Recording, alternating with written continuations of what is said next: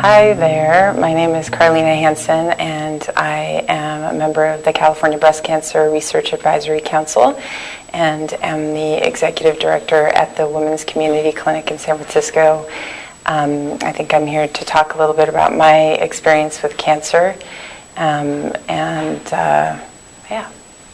So I think probably the first significant experience in my life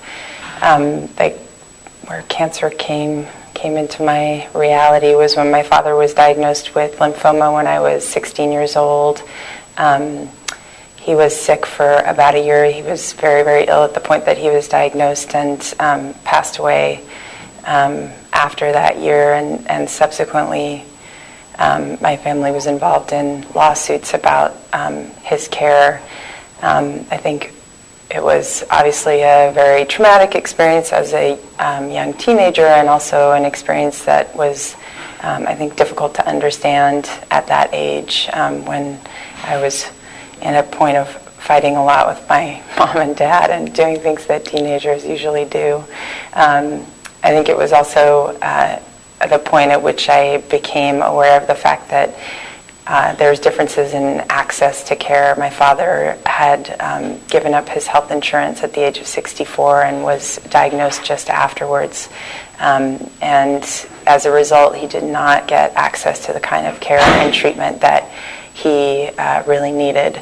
And so my career now is working with uninsured people, and I think that that's sort of tied to my father's experience and really the belief that that's the inequities that we see in healthcare and healthcare access really need to be eradicated.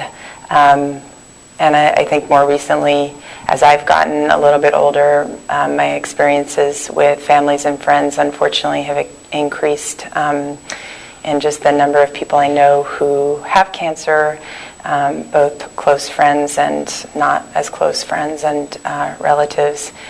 One of my best friends was diagnosed with ovarian cancer at the age of 32, and a rare form of cancer, and unfortunately had to have a hysterectomy. Fortunately is a survivor and is doing pretty well, aside from some dramatic post-chemo effects that have left her on disability, but in terms of her spirits and being cancer-free, she's pretty phenomenal. I think that one of the questions that we were asked was sort of a funny experience that we've had with cancer, and one of the things that happened with my friend who was diagnosed with ovarian cancer is a number of her friends went over for a week at a time. She lived in Dublin, Ireland, and took care of her during her chemo, and I was there for about a week. And at the time she had lost all of her hair, and she had this very elaborate collection of wigs that she was pretty proud of, and as a cancer gift to herself had bought herself a used BMW. So she got all dressed up and put on this really flashy wig, and we took the BMW out to the fanciest hotel in town and sat in the tea room and pretended that we were, fancy guests at the hotel drinking tea, and that we had some scandalous story. I have been really happy to be part of the CBCRP. I feel like a little bit of a rookie at times because research is not my field.